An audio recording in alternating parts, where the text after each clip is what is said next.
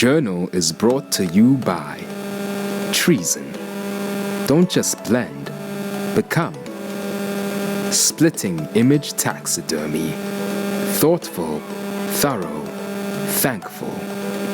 Maxis Tires. Covering PHs over any terrain. Magnum Archery. Black Widow Broadheads. Always deadly. Carbon Core Arrows. 100% premium carbon. PH2 Box. Helping you make your own adventure.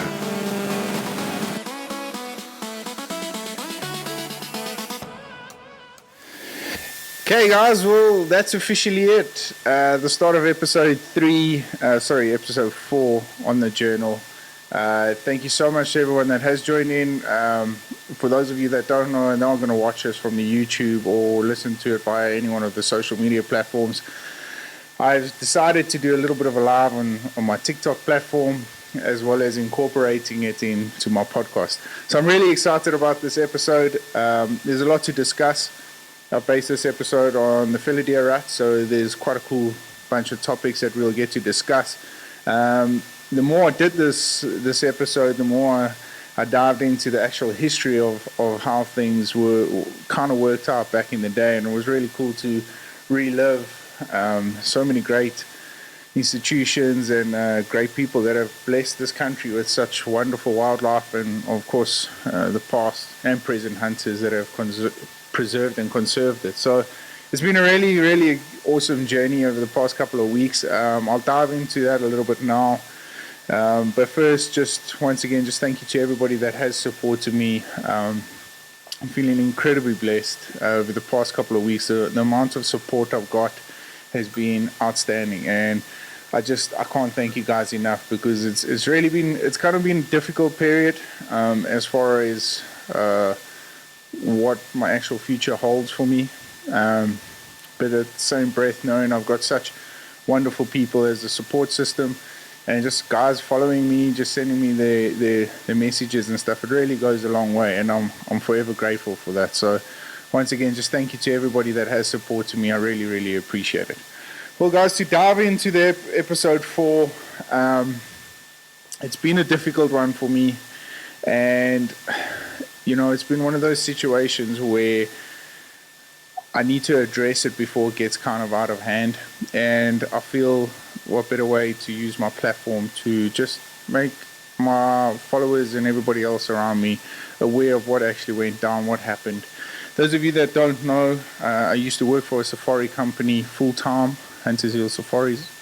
It's owned by my uncle, Greg Harvey. Incredible man. I've really got a lot of time and a lot of respect for him. I decided that earlier this season, or this year, after the shows, that things weren't kind of working out permanently on the farm for me. I was just spending a lot of time away from my family, and just doing the things that I really needed to focus more on as far as PH Journals is concerned, likewise with the e-commerce store and everything like that. So yeah, it was a very, very difficult period and very difficult decision for me to make, to leave the farm on a permanent basis. I loved it. I had a home there. My family enjoyed it. We had chickens. We had a whole bunch of things, and I met such wonderful, wonderful people. It's a great institution, and I don't take my time there for granted. I learned so much, and yeah, I'm just going to take those sort of life lessons with me. What has happened is the developments that have come from that is that, unfortunately, I won't be doing any freelance work for Huntershill Safaris anymore. That's purely just based on Uncle Greg's personal preference, which I respect. I really do. Like I said, Uncle Greg, since I was a kid, I've had so much time for him, and I enjoy his company. He's a great man. He's got a lot to offer, and he's done so many great things for our institution and our wildlife and our industry. He really has, and I'm really, really grateful for that. Unfortunately, his views and perspectives on how things went down won't afford me the opportunity to hunt there anymore, which I'm fine with that, and I do, I've got to share the utmost respect to that, and I do. I love the institution. I loved working there. It was a great setup, great environment, great quality animals, and I will forever be grateful for that. So once again, I just want to take this opportunity to say a very thank you to Uncle Greg and Huntershill Safaris and everybody that worked there, all the friendships I developed over the years. I freelanced there for 12 years, which is incredible, and pretty much set me up to where I am today. So just from my side personally, just a huge thank you to him and Huntershill. Thank you so much. Unfortunately, the road has come to an end, but exciting things are on the horizon, and I'm really stoked to get into it. So yeah, before we touch on the fallow deer side of things, those of you that don't know, I run my own little e-commerce store for professional hunters, by professional hunters, and I've had so much fun doing it. And just once again, thank you to everybody that has supported me. It's PH Toolbox. For those of you that haven't seen it yet, head along there. Your support will obviously be hugely grateful. And remember that all PH Journals merchandise will 10% of the profits will be donated to rhino conservation. Something I'm really passionate about, and I'm excited to give back to an industry that's looked after me for so long. So yeah. And as far as the rest is concerned, well, there's a lot of things in the pipeline. There really are. And thanks to you guys, I've thrown up a couple of ideas, and the utmost support has come from it, and guys offering their involvement as far as getting my own outfitting business going and all that sort of stuff. Those are all on the cards. But for now, I just really want to enjoy my time being a PH. Searching the industry, doing things that I've never done before, like scouting out different areas, going to see different people, and just do more podcasts and everything like that. I really, it's a fun industry, and I don't see why we can't capitalize as much as possible on it. So yeah, from my side, that's where I am at this point. Just going to try and have as much fun as I possibly can, and hopefully that can filter through to you guys. So from my side, that's my plan so far, and hopefully there will be a lot more developments as far as PH Journals is concerned for the future. Yeah, guys, so once again, everyone that is joining on the live, thank you so much. I really appreciate it, and welcome. And to those of you guys that are listening on this podcast, we're going to dive into the fallow deer side of things. Well, guys, those of you that don't know, fallow deer aren't indigenous to South Africa. Yeah, not right. Shock. No, but fallow deer were introduced into South Africa, and the reason why I'm doing this episode, number one, is because it's a great animal and a great species to hunt in South Africa, as well as their introduction into the dark continent was quite an interesting one. And I've done a little bit of diving and a little bit of research, and it's still uncertain how they actually got here. And so I'm going to dive in with a couple of theories that I personally have, what I could have found on the internet, and we just sort of figure our way out, and personal perspective, personal opinions will have what they believe, or what you guys might figure of the whole thing. So it's a really interesting animal, and I highly suggest, if you guys are looking to come over and do a safari in South Africa, especially this time of the year, because of course March, April's usually known for the rut season. If you guys are going to plan to come out in this sort of time, well, you're coming out at the right time to hunt fallow deer. So get your asses into the bush and do a bit of grunting and clapping some antlers around like that, and bag yourself a really nice African species deer, and which is cool. So to introduce the fallow deer, we sort of kind of have to find out where the whole origin of the whole thing comes from, and the history behind it. So my dad was a history buff, and I really enjoyed listening to some of his theories that he came up on a personal note. But so I just listened to him.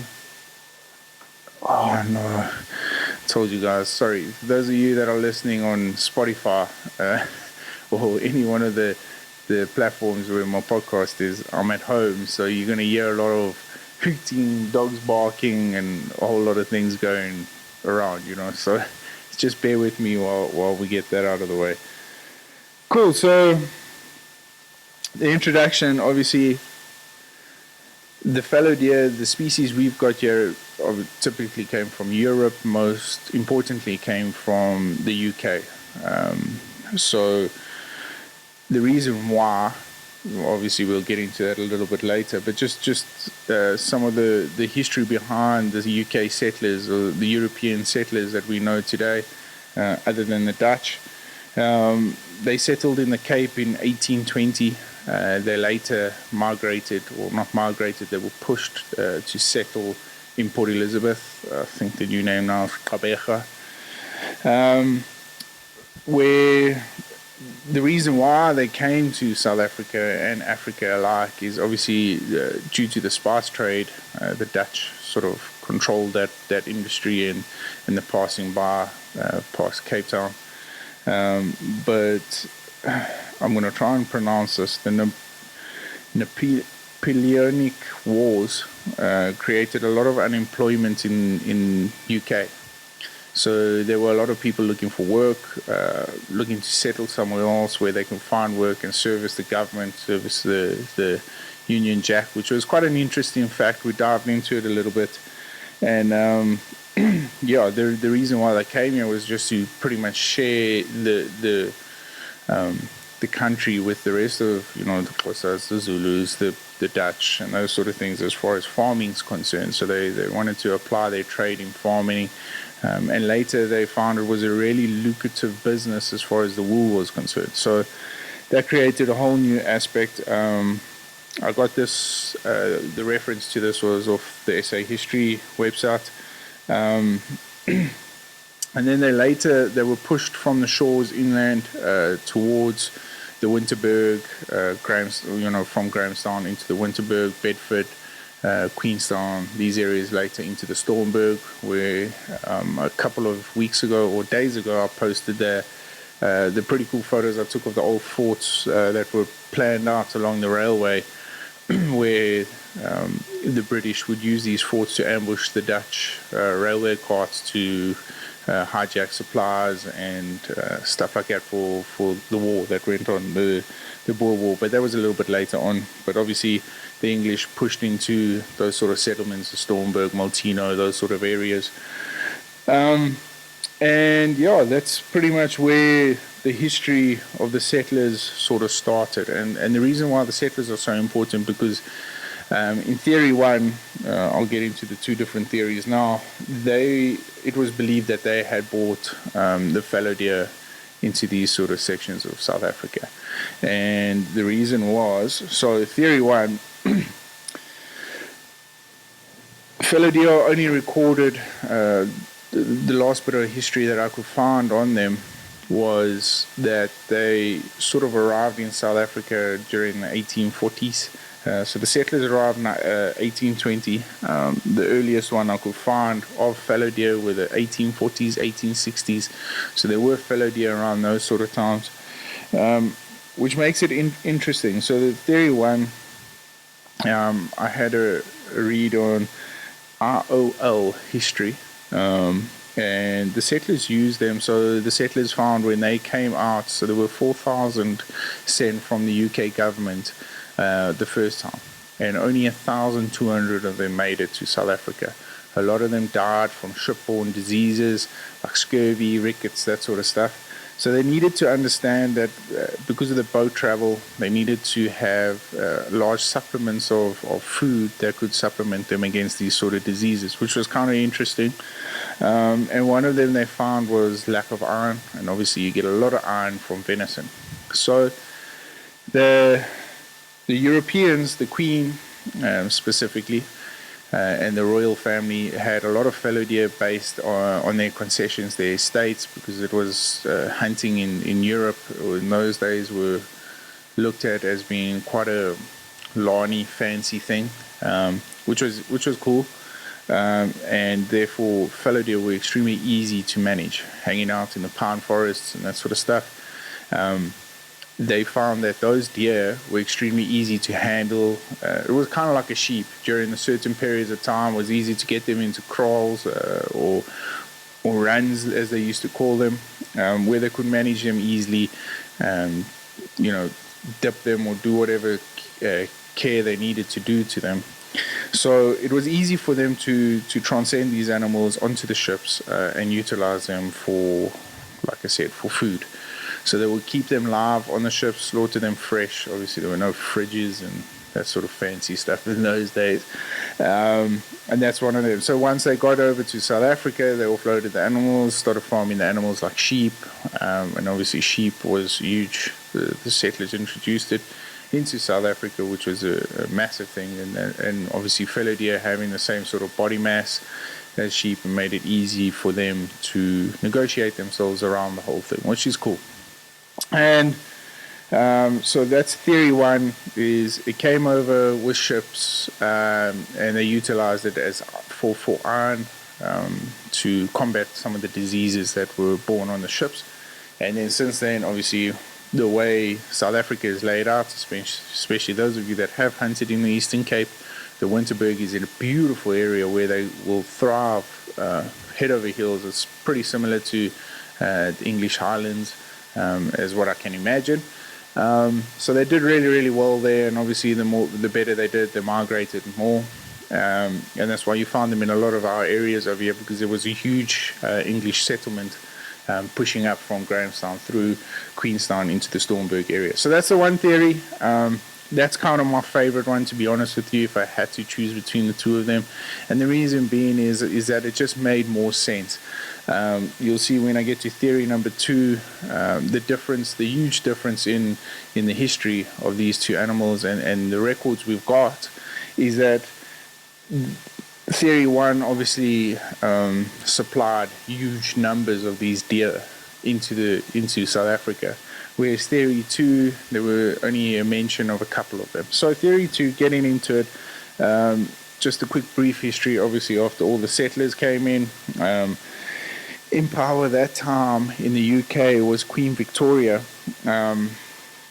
and she decided that they've sent large British contingencies to South Africa to set up these stations for the trade and all that sort of stuff. So she needed to somehow monitor this and somehow get a little bit of feedback. Now, obviously, time is a huge issue because you're traveling by boat.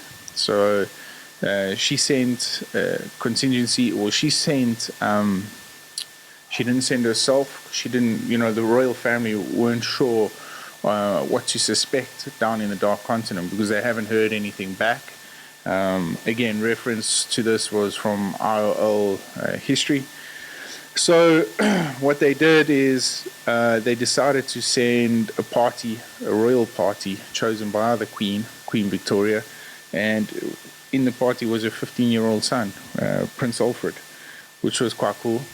He was an avid hunter in the States, so he, obviously not knowing that there was hunting in South Africa, he bit at the opportunity to make his way down, and he of course did. He settled obviously back in Port Elizabeth and drove down through. They had a whole setup and geez, these dogs. So they had a whole setup and like a, what would you call it? A party. They had this party that drove with them, obviously horse carts and all of that, and they drove through the Grahamstown areas. Obviously, during this period of time, he had brought a lot of resources with him, and fallow deer were one of them. Now, fallow deer, like I said, back in time, it was a royal benefit or a royal privilege to have these sort of animals on your estate. So it was a really sought after animal. Again, this is theory 2. So he brought these animals along with him and obviously made his way down. And I know once I got into Queenstown, we had a lot of things gifted that time of the year. We were gifted swans, we were gifted roses. If you drove through Queenstown in that period of time, even as late as the early 80s, 70s, now today's time, we had beautiful roses, red, white, and blue well, not blue roses, but red and white roses all the way down our streets, in the middle aisles, everything. So these were gifts brought over by the UK royal family to say thank you to the settlers that had settled here and sort of established the stronghold on South Africa. And of course, once they got here, apparently the story goes that they met up with a colonel of the British Defence Force in Stormberg, where he handed over these fallow deer. And since then, they have been thriving in the area, which is kind of believable. I think as far as theory number 2 goes, like I said, you got to understand that the mass of animals that these people, sorry, excuse me, hay fever this time of the year with all the pollen. So they were limited to bringing out as many animals as they possibly could. So you got to understand the volume of fallow deer we have in our region now, just obviously built up over 200 years now, almost 200 years, is a huge thing. So for us, it's kind of like to build these sort of numbers up over 200 years, it's possible, but with all the predators and stuff that we had that sort of time of the year, it could have been easy for them to be sitting ducks. They didn't know what a lion was, they didn't know what leopards were, and obviously those sort of animals roamed these sort of areas right up until the 60s, the 50s, the 60s. So yeah, that's kind of the 2 theories. So you can sort of base your decision on which one to believe, or like I said, these are just sort of based on visual records and stuff. Theory 2 could be tied in with theory 1. It goes it's just they both make incredible sense. So yeah, that's just a little bit of history for the fallow deer. As far as hunting them is concerned, it's definitely one of my favorite animals to hunt. I recently started archery, and I've had so much fun doing it. So yeah, it's been a journey. It really has, and it's been cool to be a part of this whole thing, because getting in the rut, one of my biggest dreams is to go over to Colorado or somewhere in the States on an elk hunt, and just to hear them bugle would be for me the ultimate, So yeah, we don't have that. We've got the grunting and the antler smashing and the females, buting, or what's it? Yeah, they give out that little delicate squeak. So that's our adrenaline pump as far as deer is concerned, which is cool. It's cool. We've got nothing else like it. So yeah, very, very privileged to be able to share that sort of stuff and do that sort of stuff. I've got a couple of great places to go and hunt these animals, and I'm looking forward to getting out in the bush from next week and pursuing them. So yeah, interesting time of the year for us, the ruts now. So normally we wait for the first cold spell. It's been raining now a little bit, so I doubt they'll go into rut now. But some of the theories go as far as the hunters are concerned. So the areas, so we got sweet and very sour veld. Yeah, and we're back. So yeah, like I was saying, we've got sweet and sour veld. So the theory is that the deer that are in the sweeter veld, we've just come out of a really bad drought towards the sweeter side of things, but they'll tend to pick up condition a lot better, the female does, which will put them into heat a lot quicker, and vice versa with the sour side of things. The does are going to go into heat a little bit later. It takes a lot for them to get the nutrients out of the sour side, which is understandable. I'm not sure how true that theory is. Something I believe in. So yeah, and then some of the things you look for is, what is the moon doing? If it's full moon, they're going to rat more during the night. So what sort of time of the day are you going to be starting to set yourselves out? And then obviously, where do you start? Do you start around watering holes? You got to look for telltale signs, scraping on the trees, scraping on the ground and stuff. So yeah, that's pretty much where I am as far as hunting fallow deer.